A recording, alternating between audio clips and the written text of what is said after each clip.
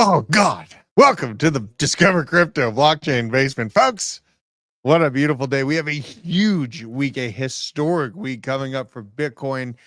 Reports are coming out of a major announcement from the White House regarding our Bitcoin strategic reserve. We're going to see if the government's ready to start stacking 200,000 Bitcoin per year, leading to a million Bitcoin strategic reserve for the United States. Absolutely insane to think that we are watching for this. We are at the gates of this cataclysmic rocket ship to the moon moment. I am so excited for it. I'm feeling good. Isaac is out there. I think he's doing more work with the PT stuff.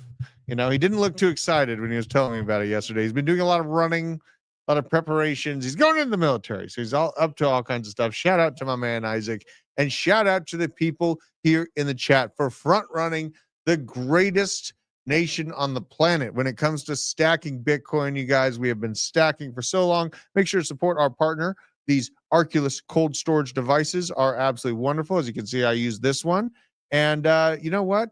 You can't see my seed phrase. Wrong. There's no seed phrase there, but comes in a nice, sleek cold storage device container.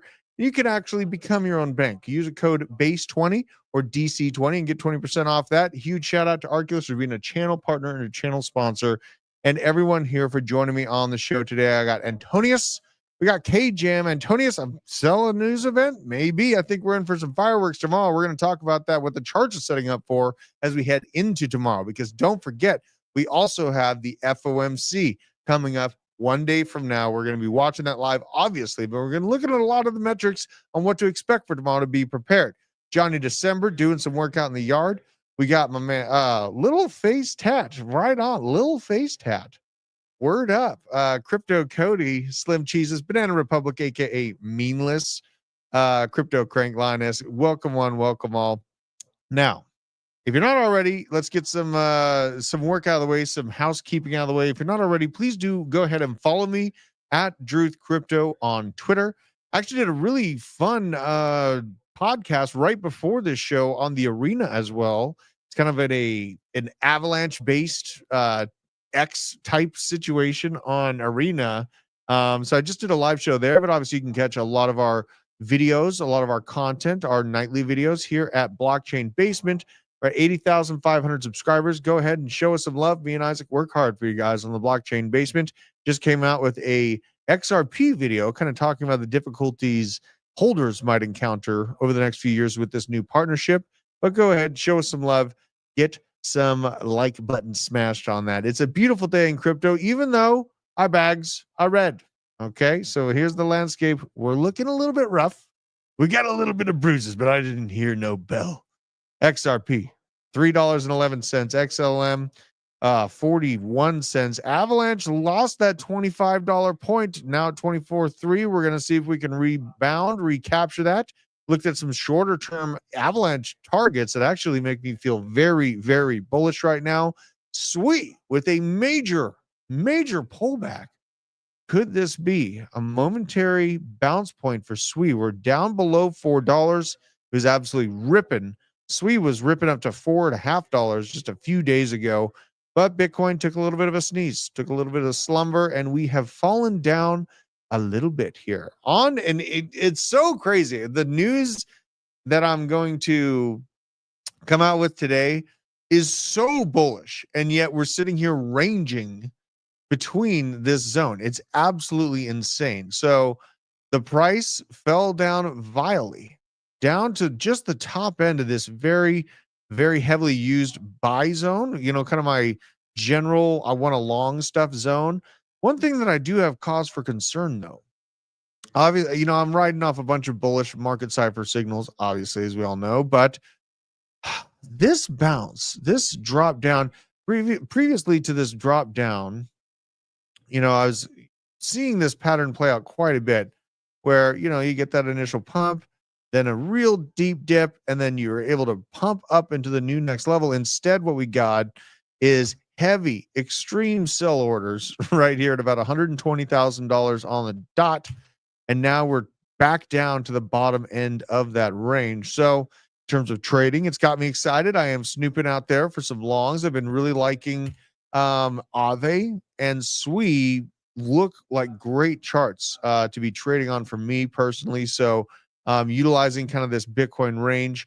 And the maddening part about the price action falling down to these levels 114.5 that it did a few days ago, the punchline is that it did not fill the CME gap. There is still a freaking CME gap right below us. Are we going to fill it or not? Chat, you need to let me know. We're going to take a look at this and just show this for you guys. It is a maddening situation, the CME gap, I say. Let's go here. So I'll pull it up on the daily.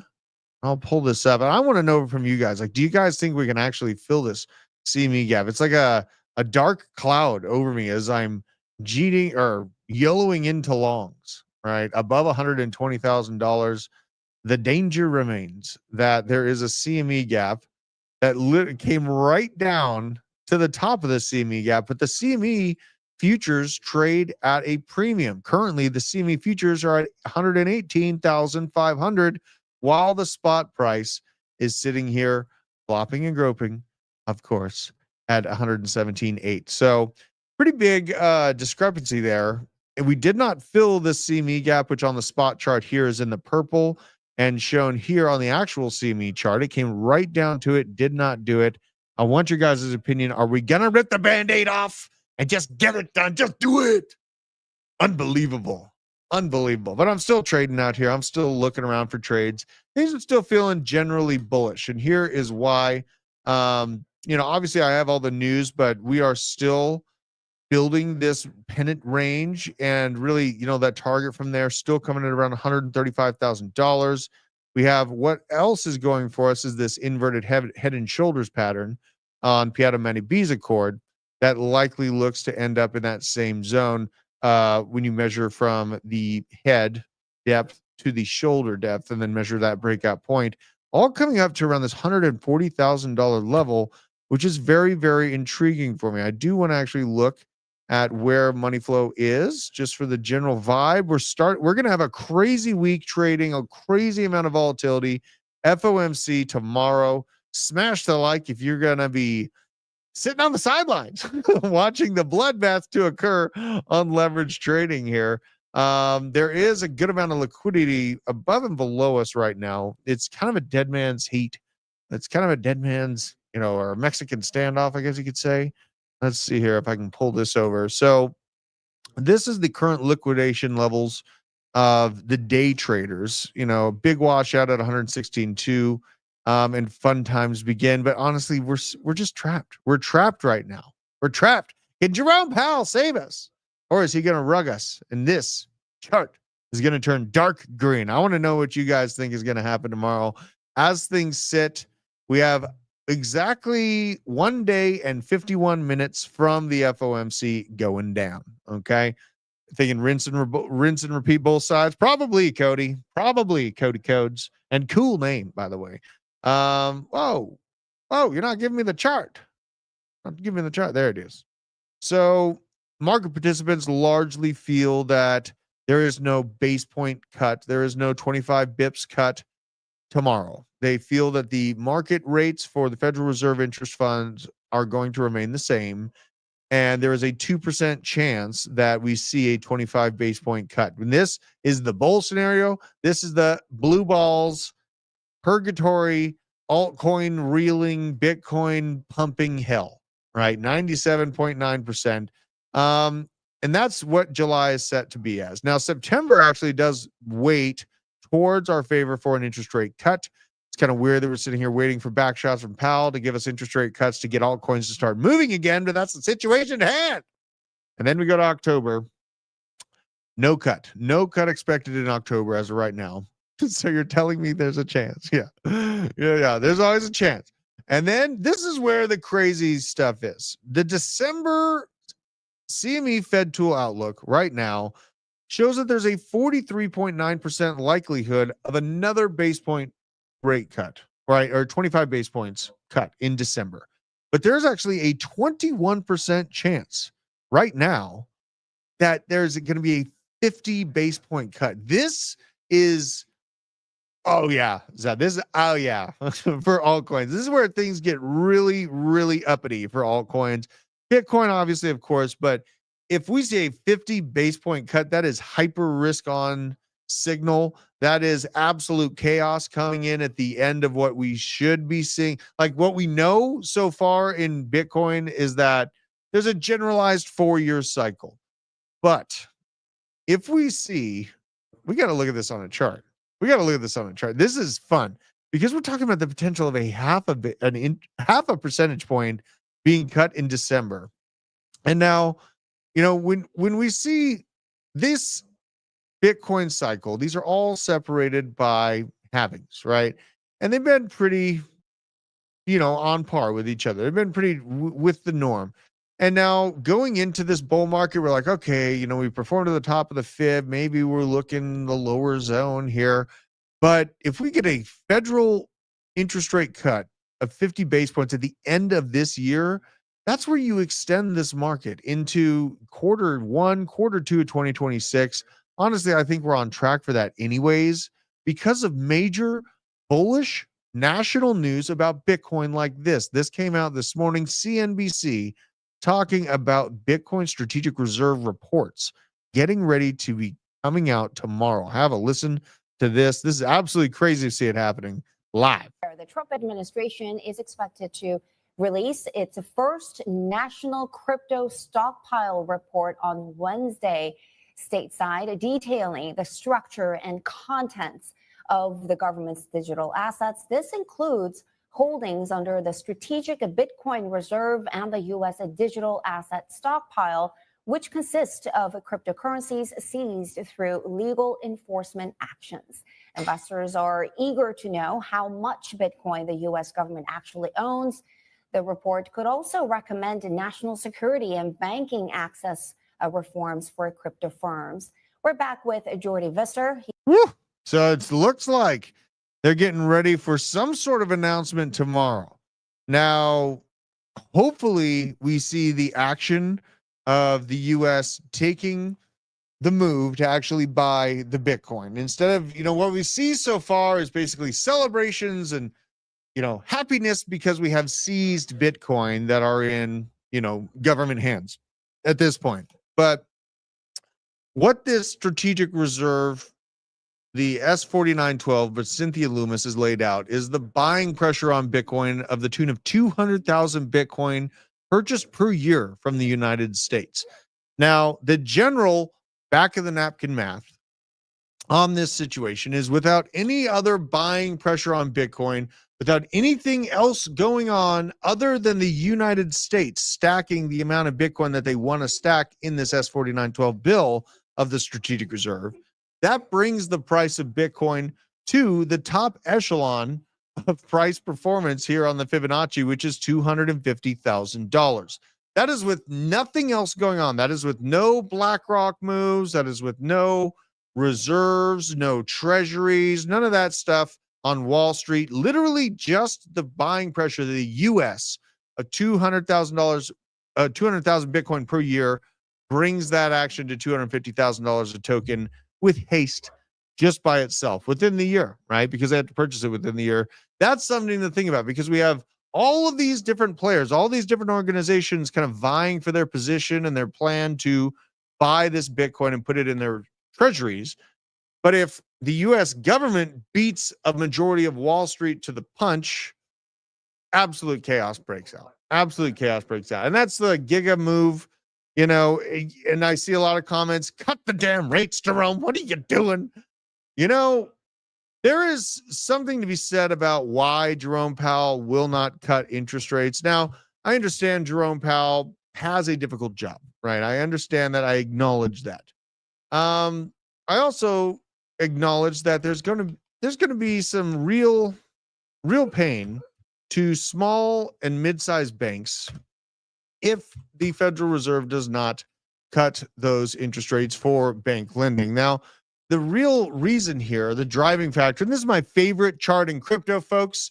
I kind of forget. I think everyone knows this chart, my favorite chart in crypto. But then I look around and there's a lot of new names here. So we're going to talk about it. This is the FDIC website. Okay. And this is their quarterly banking profile, first quarter 2025.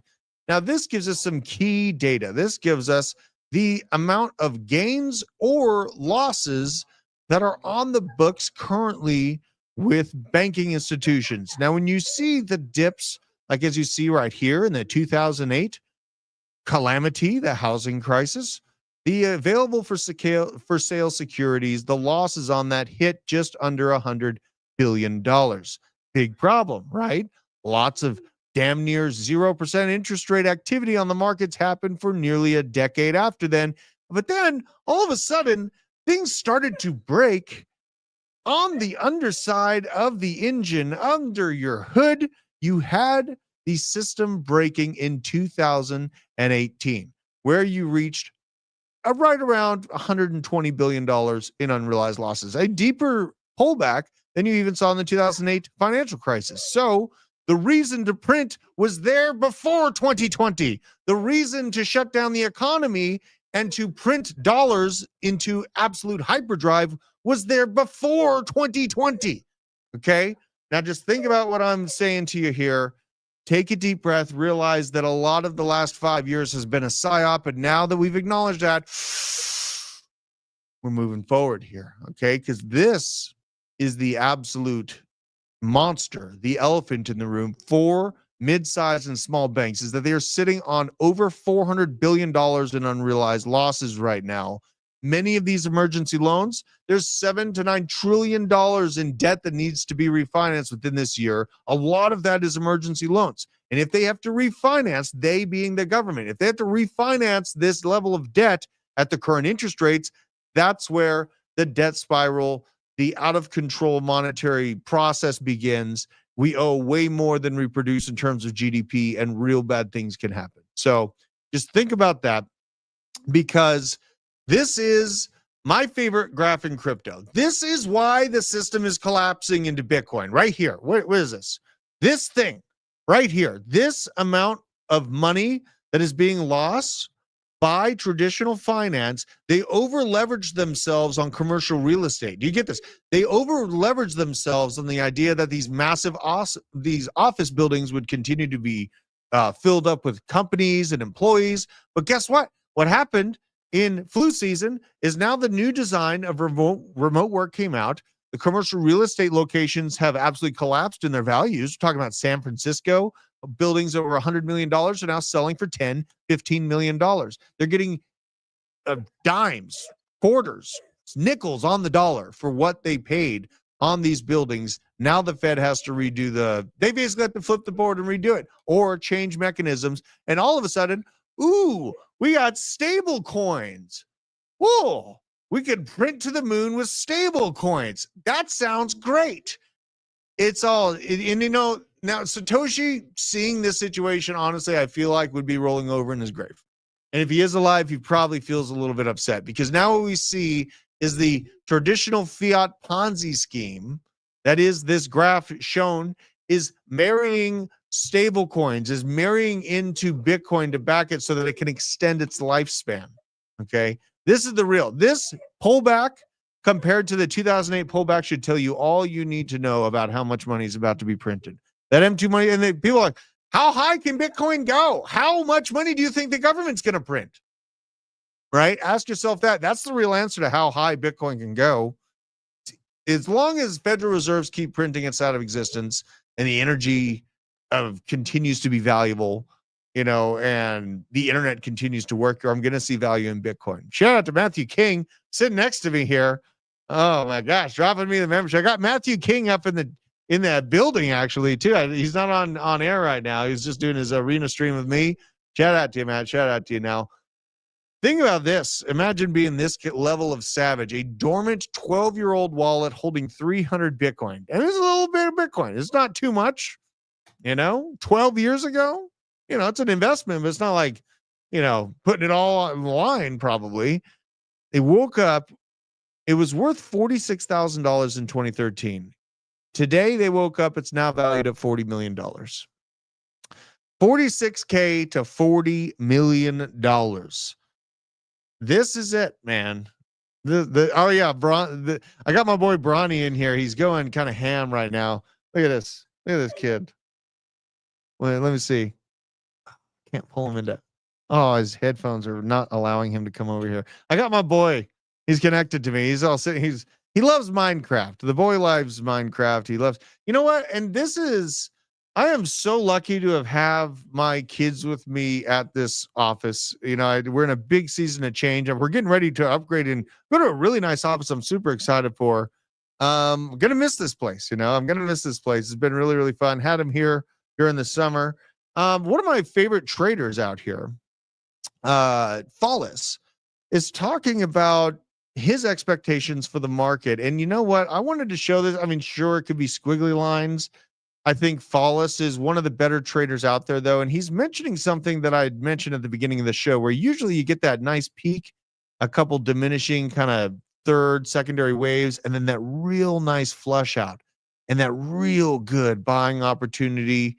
That washout of a bunch of I think you're probably hearing my son laugh there. Bronny.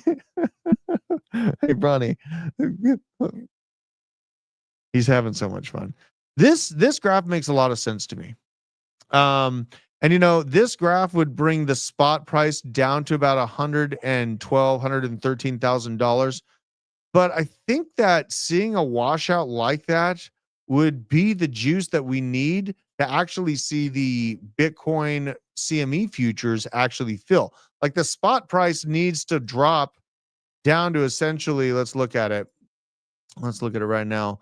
I think the spot price needs to drop to right around $112,000 for that CME gap to fill. So we would actually have to drop down right there to basically the top end of this local peak that we experienced May 21st. And I think that that'd be a great, you know, a very normal organization of market structure if we did do that. Yes, I'm still looking for longs, but something like this is in the back of my mind. It's something just to keep an eye out on. You know, a big pullback down to 112K might absolutely be found tomorrow with the market volatility. If there's some, you know, hawkish conversation coming from Jerome Powell, because the markets aren't really listening or watching what Jerome Powell's going to, you know, say in terms of interest rates. We know there's no rate cut right now.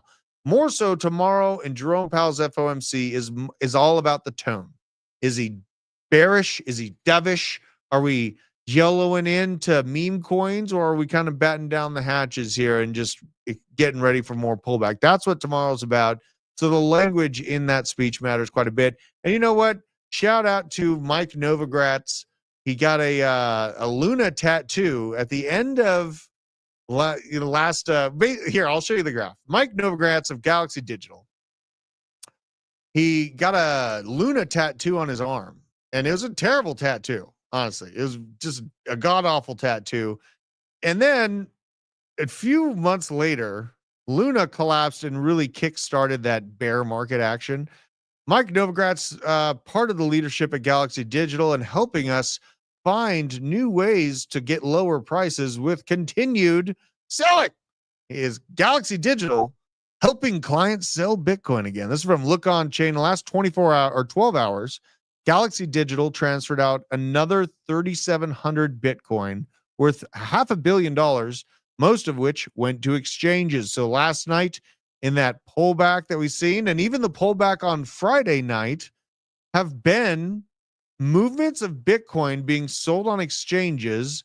That's not OTC. I think there's a lot of value in that, seeing that this market resilience is holding up with huge amounts of Bitcoin, billions of dollars of Bitcoin being sold. And we're sitting here just dangling and ranging in this spot here of 116 to 120. There is a lot of intrinsic bullishness built up in this range. We are facing down the barrel of these outflows. Is it the last of the outflows for this week? Probably not. This is probably part of a bunch of movement that's going to be happening with Galaxy Digital.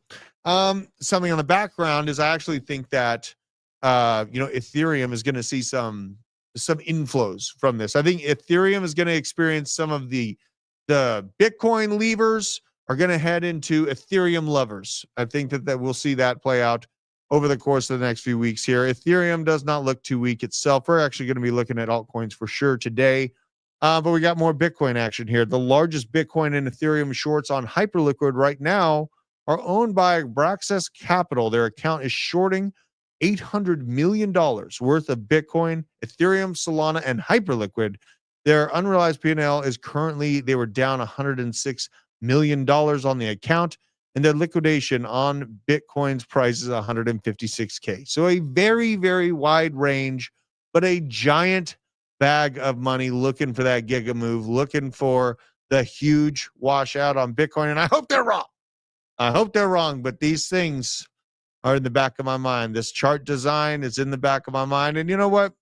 I sleep well at night anyways, because I know that I'm involved with crypto for more than just overnight gains. I want control of my crypto. I love cold custody, and I love being a person on the outside of banks that actually sees the infrastructure of DeFi building out for my access.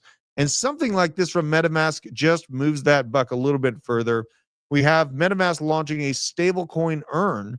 Users can earn passive yield on USDC, USDT, and DAI directly from their wallet. So stable coins directly in their wallet can earn passive yield, no lockups, full custody, powered by Aave.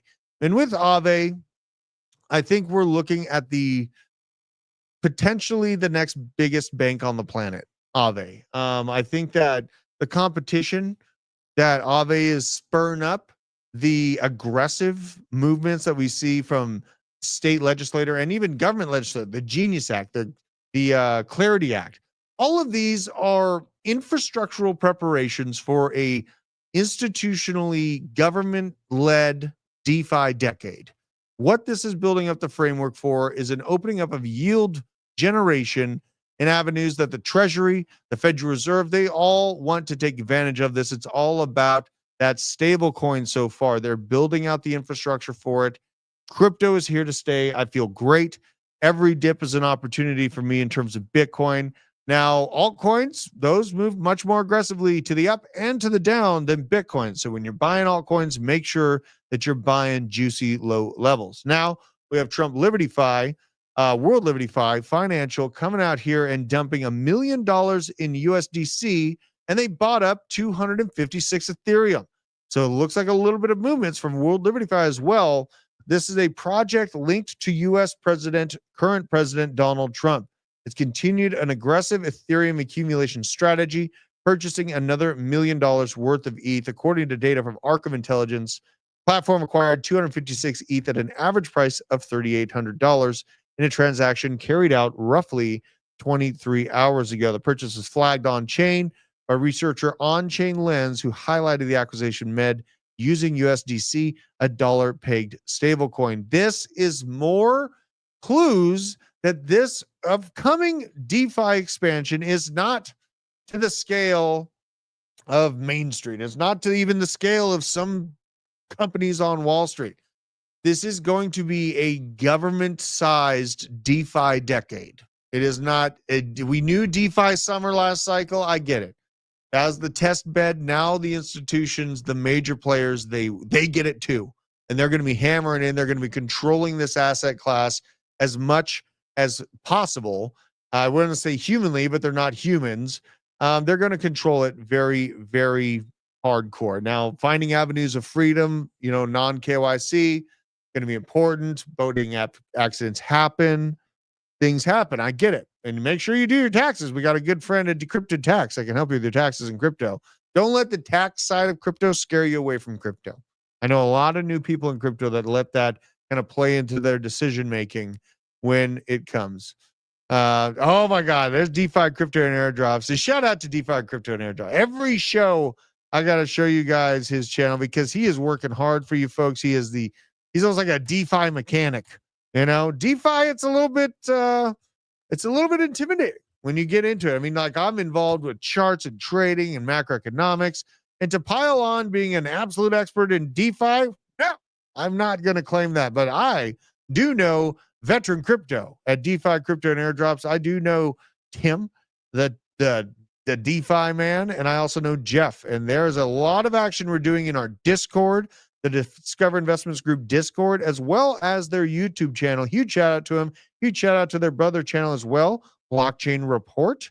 This is where you can get specific deep dives on airdrops. Of course, BitLab Academy, where you can get basic market structure understanding, become a whiz of basic market structure. You combine all these tools together and you create your own way to print Tether, just like the Federal Reserve intended, right?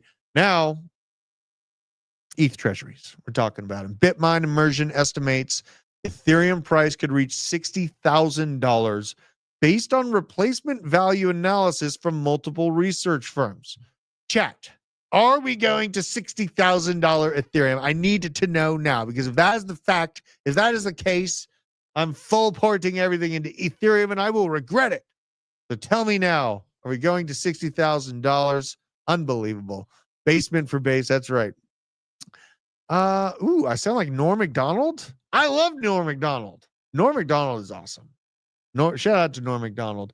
Now, Ethereum to get to $10,000 would have to hit $1 trillion market cap. Okay. So calling for $60,000 Ethereum, if it happened overnight, I woke up tomorrow and we have $60,000 Ethereum, that means that we've gone from currently $450 billion market cap, we've gone 6 trillion, right? I don't think that looking for a $60,000 Ethereum is the most logical thing to do in this market.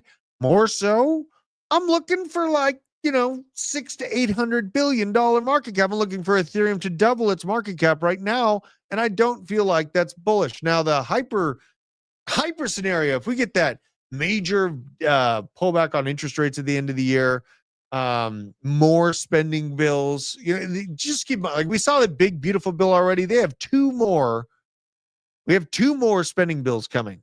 Mike Johnson's like, all right, great. We got all this trillions of dollars that we're going to print now to keep the government open.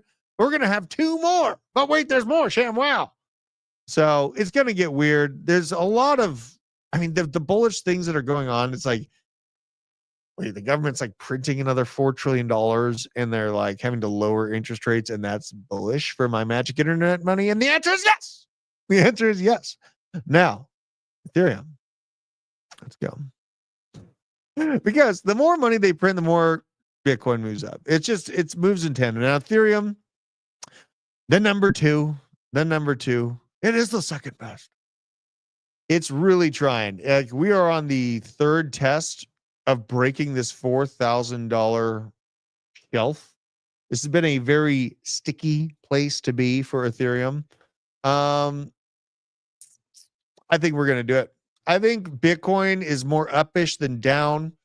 I'm not going to be sitting here, clinking my empty aluminum can against my gel cell walls, waiting for this damn CME gap to fill. If it does, fine. If not, I'm already in a long and we're going up into the right. I'm up into the right zone. We're in a range. I trade the range accordingly. And for Ethereum, I could absolutely see this market cap. I'll show you the market cap action here. So $540 billion, right about $550 billion was the last peak. I really feel that in my heart of hearts that a diminished expansion, but still hitting $800 billion market cap, very reasonable. That brings in that $8,000 Ethereum. Obviously, you have continuous inflation. It's about 120 million tokens out right now, 121 mil. It's about 120.7 mil right now. So it has slight inflation. By the end of this year, it'll be around 121.5. And then Q1, Q2 of next year, you're looking at 122. So it is continually moving up in terms of inflation. But in the season that we're entering another big leg up. I see it coming. I see it written on the wall. And another deep analysis of really what we see happening here is a great write-up from this freaking AI robot. Market thinks Pendle, this huge DeFi play, the total value locked is just yield farmers aping in. Really, and I can corroborate that. What I really liked this post is because I know Johnny, my man, Johnny, if you can hear me, I love you. He used to work with me here years ago. He went back to his hometown. Integrated leverage protocols within Pendle, funding rate hedging, yield term structures, and proper risk management tools. And I think the last part, proper risk management tools, is a big, big deal. Any DeFi project that wants to have longevity has got to take that into account. Now, let's talk about your guys' favorite project, your favorite asset on the planet. I know this already. You don't even have to tell me what your favorite project on the planet is, because it is clearly Cardano. Okay, clearly it is Cardano, and the Apple Pay integration has made you overly bullish on $20 Cardano this year. Could bring ADA to 500 million users via Cardano Kit. Now, reportedly set to integrate with Apple Pay. And the interesting thing about this, Cardano's native token being directly on Apple Pay, kind of intriguing for me. The mobile payment and wallet service has 500 million customers. Of the 500 million customers, I could see, maybe 5% of them in the short term, maybe 10%. Start to actually mess around with Cardano. But this is a big payment landing service. And rolling out the ability to pay, on Apple Pay with Cardano is kind of freaking cool. It's kind of freaking cool. So, written in Swift and designed to interact with all Apple platforms. This includes Watch OS, iOS, and tvOS. Cardano Kit is the tool behind this, expected to go live soon. It's going to enable these developers to incorporate these options for ADA payments, Web3 features into applications. This is a wider approach to allow Web3 features into applications, which I really like seeing. I know it's too bullish, right? Too bullish. Cardano is in that realm with like Chainlink and Avalanche, where they're just true ass altcoins. And you just got to wait for that juicy risk on moment. You got to dig in. This Georgia life is really seeping into my head too. It's the mullet. I think it's the mullet. But shout out to Cardano. It's one of the most decentralized, if not the most decentralized proof of stake systems on the planet. I like those movements. I like seeing it. And it's been confirmed from Minterm, the drama has dried up on Cardano. They'll be posting to expect ADA to pump towards $2. Interesting lore there from Minterm. I do wonder what Cardano's price is at as of today. I know we were fighting very hard to hold 80 cents yesterday. What is it? Your Majesty? It is profits if you can hold it. Let's see here. We're at 78 cents. We lost the 80-cent shelf. Oh. Let's go look at it on with actual money flows. Every time I look at ADA's like data, ADA data makes me not so great. Okay. ADA data makes me not so great. But I love the initiative of it. That's why I hold it. And all these smart people around me I work with. Like, I've never been huge like ADA's gonna go $20, but in this market structure, I can see like $5-6. I'm a very happy camper at $5-6. Let's go to the weekly and look at what we're looking at here. See if we got that juice. So a lot of altcoins that have had better momentum than Cardano as of late, they have a more shallow momentum wave to the downside. Cardano had a very deep momentum wave to the downside that obviously clipped up with the rest of the market. A lot of W patterns being formed with these true ass altcoins across the board. It is intriguing that we are bouncing right off this midterm resistance zone here. Very hardcore resistance. So a good setup would be to bounce off this hardcore resistance / the midpoint of this W pattern and be able to cook on up from there. Cardano in a hyper risk environment, though, I think does perform to the red zone, the 1.618 to 2.618 price movement, which lands at about $4.80 up to $7. Stable coins in Wyoming are on Cardano, and Charles Hoskinson just kissed Melania Trump. Then you're going to $12. But other than that, like just a basic altcoin performance, I'm more so just angling for this $5, maybe $6-7 zone, and I'm a very happy camper with that. This signal going on, we don't get these weekly green dots to the downside very often. The thing that's really got people all screwed up is because this has been a double green dot print with momentum to the downside. It's developed a W pattern, as you can see right here. I love W patterns. They could be called butt cheeks as well, depending on what you want to call them. But really, these movements end up being very, very powerful from my trading experience to the upside. And these green dots to the downside on the weekly have also played out to some major, major upside moves. This move, let's just give it a quick measure from low to sell signal high, was 274%. And we are riling off. I count these as kind of like one. It's like one mega signal right here where we're at right now. And I want to go back test this with this signal previous to this here as well. First sell signal got you at about 157% move to that first sell signal. So really, I think this design of money flow swooping back up to the upside, it's undeniable. The data is there. You see more money flow coming into the ecosystem.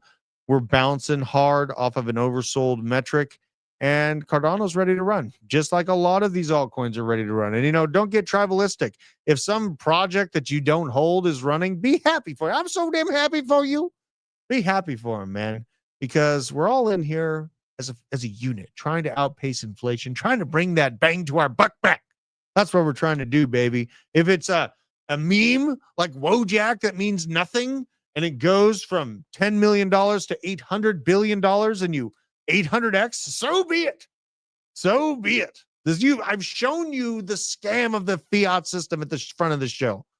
So the means to the end on how we produce thriving economies on the back end to escape that kind of monetary psyop, I think that matters. Okay. I think that matters. Now, I think I saw a veteran bringing up a Morpho. I did have this for today's show. Oh, and we got a question here. I got to check out this question here. Rafael de Noves. I got 70K. Should go all in on ETH or other coins. I have ETH, Ondo, Link, Pengu, ADA, and XRP. The problem is you have no Bitcoin, Rafael. I'm assuming you have.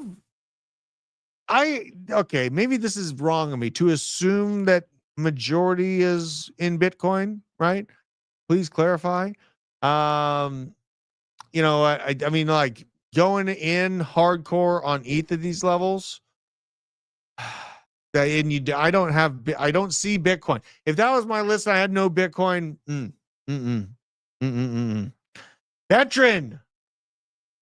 No, I did not claim on Mamo yet. I will look at Mamo's chart though. I have to claim the Mamo. I'm terrible at claiming crypto. Rolled most in alt right now, bro.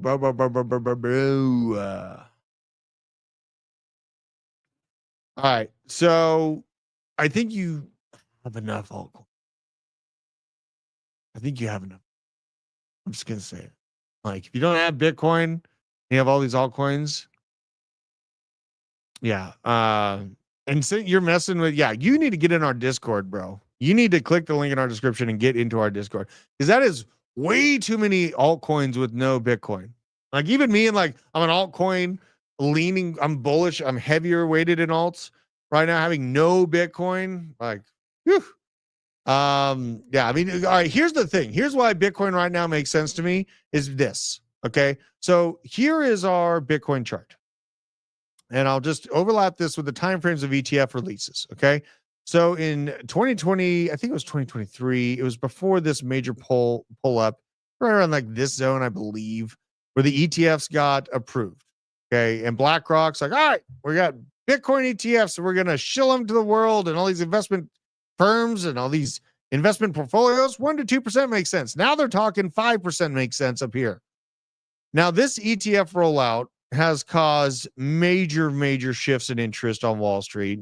It's pumped Bitcoin by 320%. It's been a great time. But the terrifying thought of not having Bitcoin right now, for me, personally comes from the gold graph. So the gold graph, let's go to years as far as candles. This blue line is gold ETFs being approved. Spot ETFs on gold being approved. You then went on to be in a up-only, Max Payne is up-only bull market for 2,559 days. We literally, like, I gotta be tempered expectations in Bitcoin, right? Like, I'm looking at Bitcoin, I'm like, okay, general price moves, we got the juice in the short term to hit 140. then trying to find support. Then, I'm looking at that upper echelon of the fib, 200 to 250. But I am looking at this chart and reminded of what this chart actually ended up doing. These are yearly candles. Not having Bitcoin terrifies me. Not having Bitcoin terrifies me. So I hope I answered that as best as I could, my mans. Now, here's Coinbase Duck. In comparison to last quarter, most of the metrics seem to be down. Isn't surprising that the total 2 market cap and took major hits during the tariff scare. So did the S&P 500. Most of the sentiment has since recovered, and we are seeing increased volume. Coinbase diversified revenue streams so that non-trading revenue is a great hedge in all market conditions. But the one product highlighted here that did really well, Morpho Labs, and the wrapped Coinbase Bitcoin lending. It didn't stall, but actually accelerated its growth, as shown in the chart below.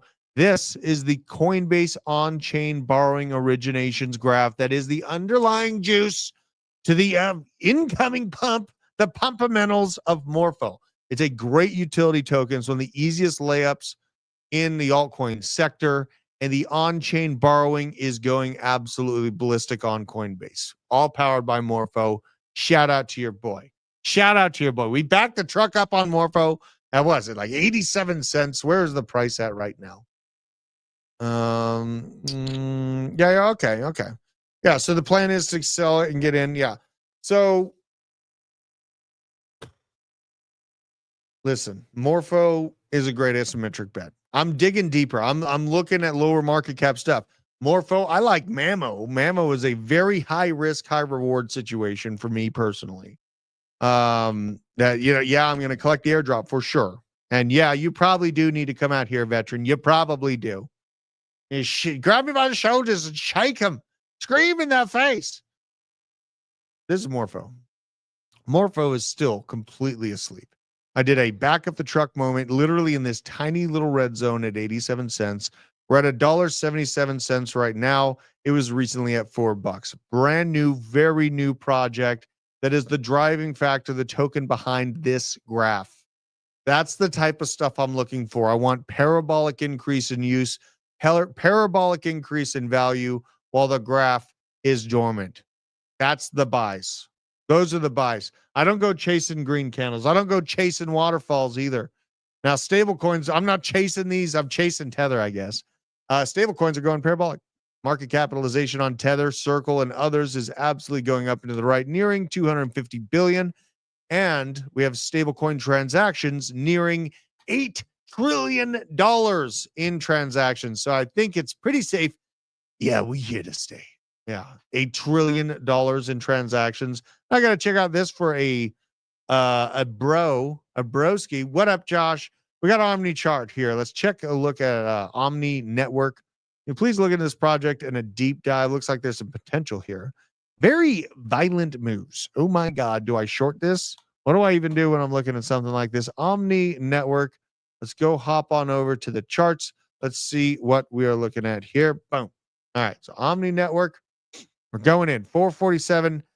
Not chasing tail either. Amen to that. Amen to that, K-Jam. Don't go chasing waterfalls. Don't go chasing green candles, and don't go chasing tail. Unless you're single, of course. But you know what? Treat your wives well. Treat your wives well. People. All right, all-time graph looks like ass. We'll go to the daily. We're up 71% on the daily. 73% on the week. 194% on the month. A nice insider resurgence to get them an exit point, probably.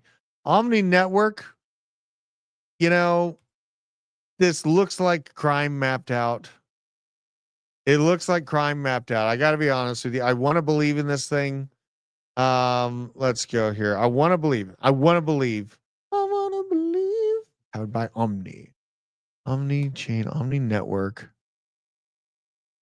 They're hiring. I guess that's a good sign, maybe. Chase only the white rabbit. That's a deep take. So they're hiring a senior project manager or product manager and then a front-end engineer. Are they trying to get it built? Are they adding to the team? What is this? Mm-hmm. Oh, my man's way up. Nice job, man. He's way up. Matt's way up on his trades. All right. Lift off ascent. I know. Wait, hey, and here's the lesson. If you feel like showing that trade to your spouse, close that mother trucker. Close that trade. By the time you feel like showing that trade to someone, that is the time to close it. Cross-chain play Omni. It's, they're hiring, which is good. I don't see a large presence of them on X. This is your mention, Mr. Dan has been the first mention to me. I think I remember this thing being brought up to me a while ago. These do look a little bit manufactured, the pumps. I'm just going to say it. Anything like that, you're basically trying to be in like an empty room and then hope a flood of people come in. Like I'm happy for you. If you got in low and you got this pump, nice, bro. Like you got a 2 or 3x. I just yeah. I don't know about this. I don't know about this. I don't see any major driving factor for me to be like super bullish on this. Let's go back to the X account. They got 500,000 followers. They got about 200, maybe 180 likes, 50 likes here. If I am getting more likes in any fashion than something with 500,000 followers, I'm concerned. I am concerned. If Drew with 8,000 followers can get 1,000 likes on something, then I'm concerned when a 500,000 follower account is getting 100 likes. That's just me. Like, what's their pin post? Yeah, 300 likes. No. I'm out, man. It's great to be like in it for the tech and stuff, but you got to make sure that there's like people still interested in what you're doing. Yeah, move gain to new project. Move gain, new project. Move gain, me happy. Project rug, me sad. Now, here's what's happening to the average person. Yeah, Jeet. I don't know. I don't think Dan's in here live with us, so he'll be catching this info later tonight. Hopefully they don't front run his play here. Now, U.S. consumers are getting cheated in their buying power. Credit card debt has hit levels we've never seen before. Total U.S. credit card debt hit $1.1 trillion. What could go wrong? In the ending week of July 16th, matching a record high set in May, year-to-date credit card debt has risen by $17 billion. Since April 2021, we've added $360 billion. So the average increase on this is $7.3 billion per month in credit card debt. The worst part, this doesn't include buy now, pay later spending. No, they classify that different. That's different than credit, right? We should have lumped those numbers together. Spending, which is overprojected a record $116 billion this year. Americans are fighting inflation with credit card debt. This is going to end poorly. You fight inflation with credit card debt, artificially lower interest rates to refinance trillions of dollars of government debt so that you don't default within the year, 2 more spending bills. What could go wrong? Right? What could go wrong? Jesus. A lot of posers out there don't actually own their car or house. Facts. Big fat fact right there. A lot of posers. They're driving around their fancy car that they got a lease on. Ooh. Posers. All right. Now, Germany heading into a problem area. If you can tell, like the OG stories that I used to always make sure to cover on Basement, they're here. I haven't changed at all. I made it onto the big show. I'm still the same. Germany is heading to a debt spiral. Germany projected to run deficits of over 4% of their GDP annually through 2032. That would mark the largest and longest sustained deficit in post-war history. Who's going to absorb all the new debt? Is QE, quantitative easing, government money printing from the European Central Bank back on the table? Well, the answer is a hard, oh yeah, it is. And they're going to have to print their way out of this harder than they ever have because of my favorite graph in crypto. It's the gift that keeps on going. This is obviously local to America, but the situation is much worse across the world. So as we see this situation with Germany play itself out, quantitative easing, government printing, the loss of buying power, and more pain to come for people that are on the outside looking in, that are asleep, that aren't looking up and finding out how to make money in crypto. They're going to be left behind. This is why I feel so much drive to come here and do this every single day, is because I do not want to be surrounded by people that just got absolutely demolished by the Federal Reserve 20, 30 years from now. I don't want to do it. There's a myriad of different reasons why. Now, this is crazy. I saw Sydney Sweeney was trending again. American Eagle Outfitters has announced a new denim campaign with none other than Sydney Sweeney.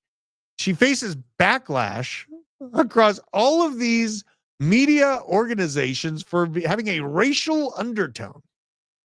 Analysis: how American Eagle's Sydney Sweeney's good genes ad went wrong. Sydney Sweeney's American Eagle ad campaign sparks intense criticism.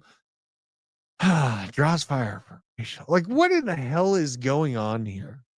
Is it okay to be yourself in this society anymore? Or is everything gone? Like, I can't even watch new shows on Disney for the kids.